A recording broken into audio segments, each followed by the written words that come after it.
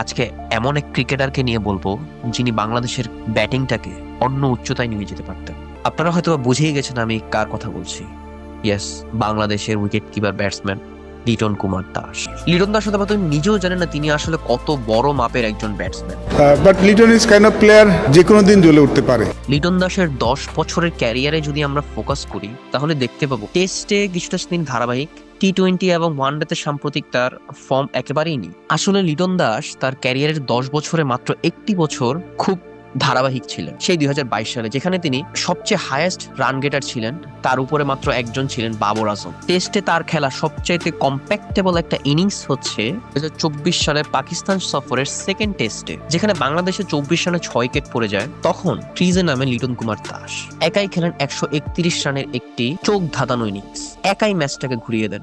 ভারতের বিখ্যাত স্পিনার রবিচন্দ্রন আশ্বিন তিনি তার ইন্টারভিউতে একদিন বলেছিলেন যে লিটন দাসের কি সমস্যা, আসলে এত সুন্দর শটস, এত সুন্দর কভার ড্রাইভ, পুল শটস, কেন তিনি ধারাবাহিক হতে পারছেন না। তিনি তো অবাক, তিনি খুবই অবাক যে লিটন দাস কেন ফ্যাব ফোরে নাই। এখানে ফ্যাব ফোর বলতে তিনি বুঝিয়েছেন পুরো ক্রিকেট বিশ্বে 4 জন ব্যাটসম্যান থাকবেন যারা বর্তমান যুগে ক্রিকেট বিশ্বে ডমিনেট করবে। তিনি আসলে রবিচন্দ্রন আশ্বিন বোঝাতে চেয়েছিলেন লিটন দাসের ক্যালিবার যে কতটা, তিনি আসলে তার এই স্টেটমেন্টের মাধ্যমে বুঝিয়ে দিয়েছিলেন। কিন্তু ওই যে একটাই কথা, আফসোস, ধারাবাহিকতার অভাব।